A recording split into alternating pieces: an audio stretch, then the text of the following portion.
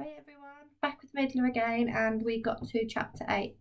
And chapter 8 is still Tuesday, the 2nd of September. So, although we're on the 8th chapter, we're still only on the second day of Maggie Midler in September. I walked at first, so as not to draw attention, down Frog Alley, through the strawberries, past the caravans. There was no one around, just Elsie pulling weeds. I took a wide path around her. I got a bit faster, swung my bag by my side. Maggie Cruse, wanderer catcher, hero. I ran across the mud ridges towards Anderson's field. My feet squidged into the earth where last night's rain had softened the ground. The whole world felt a bit less solid. I sat down on William Whittington. He wouldn't mind. He was long dead. I put the bag down next to me. A breeze shuffled the leaves. Crickets chirped in the long, tickly grass. The clank, clank, clunk of Mr. Gebby hammering horseshoes rang out from the town. Clank, clank, clank, clunk, clank. Clunk, clank, clank. This was stupid. This was really stupid. This was the stupidest thing I'd ever done in my whole life. What if it wasn't just Una with her sick dad? What if there was a whole army of wanderers out there? She could have been lying. Probably was, now I thought about it. I should go home. I should put everything back in the larder and... Hey! My heart gadumped. Over here! She sidled out from behind the tree, the same one Lindy had fallen from yesterday. Had she been there the whole time? You alone? She said. I nodded. She smiled her gappy smile. I knew you'd come back. I knew you would. I was going to have to speak. You can't gain a wanderer's trust without actually speaking to them. Trouble was, my brain had gone fuzzy, and my mouth had dried up, and my words had disappeared. What's your name? She said. My lips made the right shape, but no sound came out. Can't hear you, she grinned her gappy grin and cupped her hands behind her ears. Maggie, I croaked. Maggie Cruse. Good to meet you, Maggie Cruse. She stuck out her hand. She was taller than me, a whole head taller. I clasped my hands to my chest. It's all right. She dropped her arm down. We don't have to shake hands, but a bit old-fashioned anyway. Let's wiggle ears instead.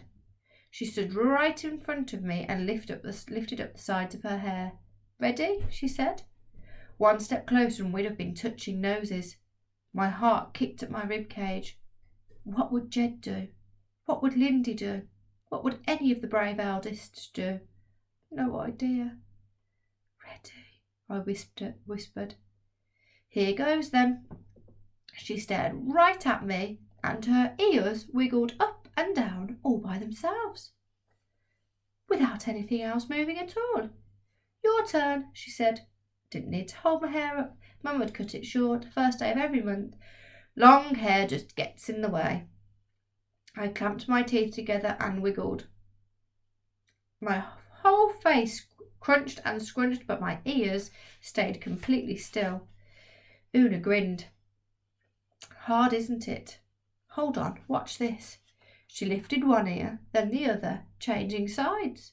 Left, right, left, right, left, right. Wow. How did you do it? My voice came out normal. My granddad taught me. She dropped her hair back down. He said most people think it's genetic. Most people think you're born so that you can either do it or you can't, and nothing can change it.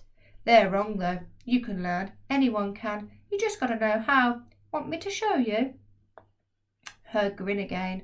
That gap between her front teeth. I pressed my tongue against the back of my own front teeth. They were tight together. No space at all.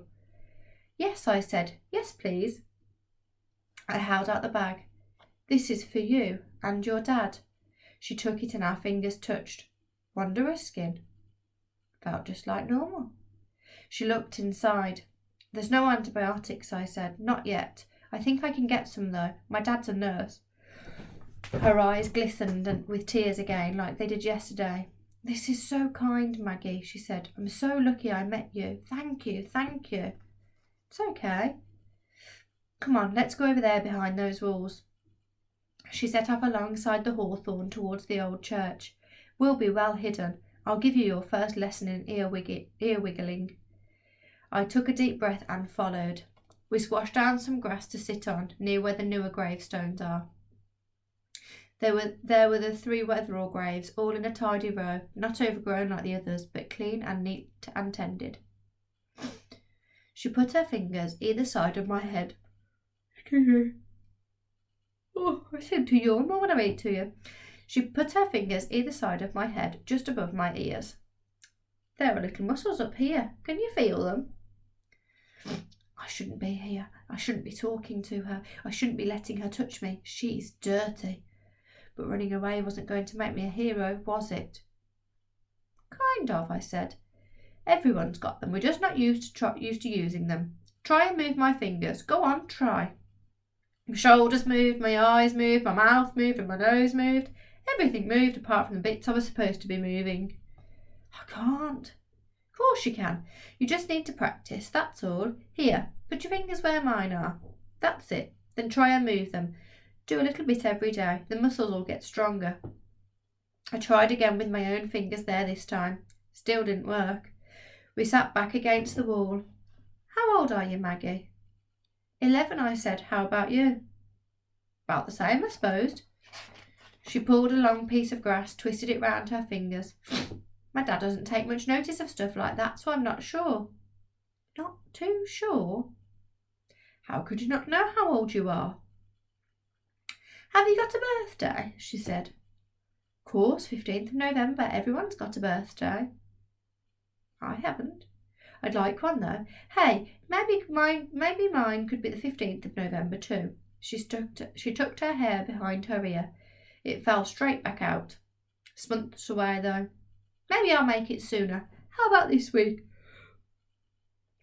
So my brother's birthday this week, Friday. Well, I'll have mine on Saturday then. No, Sunday. Leave a day in between. Yes, it'll be my birthday on Sunday, and I'll be 11, just like you. We had our legs stuck out in front of us. Una's were way longer than mine. More like 12-year-old legs than 11-year-old ones. Maybe even 13. She tapped the toes of her wellies together while she talked. Can we meet up here, she said, me and you, on Sunday?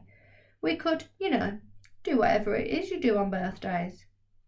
I suppose you wouldn't know what you do on birthdays if you've never had one. Yeah, I said. Yeah, all right.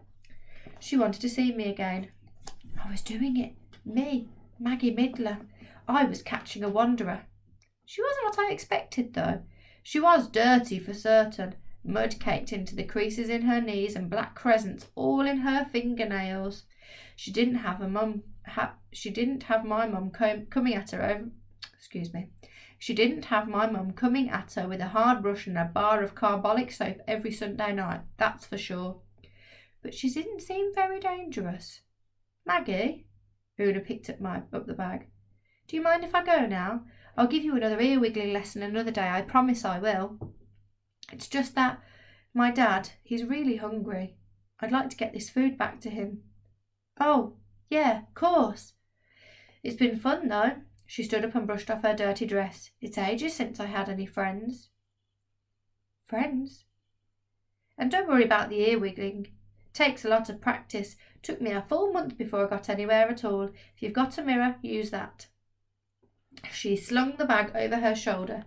No more hesitating, Maggie Midler. No more waiting. Find out where she's living. Find out right now.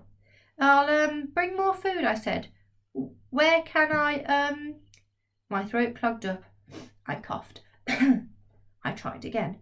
Where can I find you? Where are you living? We stopped up in a barn, she said, pointing somewhere vaguely beyond the boundary. Beyond the boundary. No way could I go beyond the boundary. But you'll never find it, she said. Just come here to the cemetery and I'll find you. Oh, okay. You won't bring anyone else, will you? No, not if you don't want me to. I don't. She wasn't grinning any more. Her face was still. No more hesitating, Maggie. No more hesitating. Why not? I said. She sucked her lips between her teeth.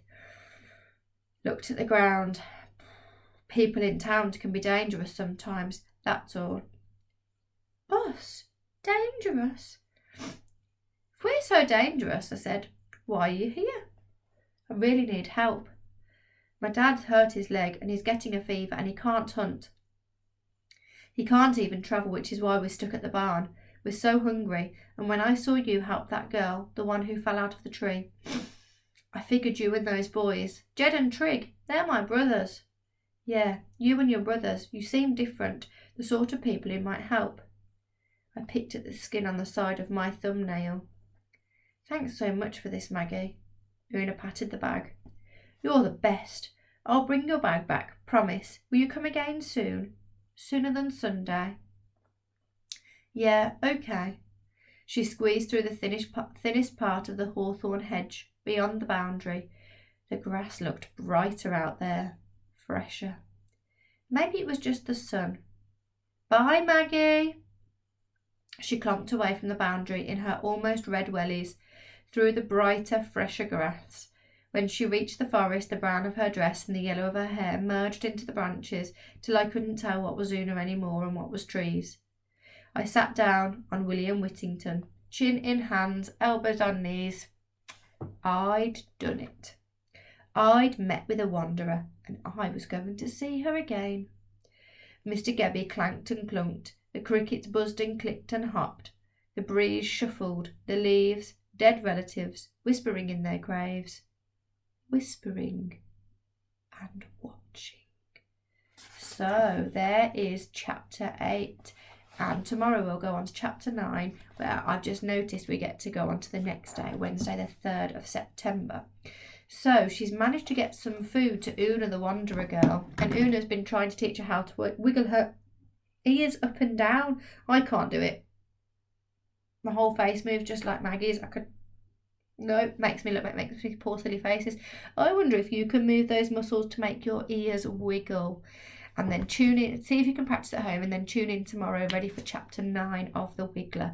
And tomorrow I'm going to have a cup of coffee while I'm reading so that I don't yawn. See you tomorrow.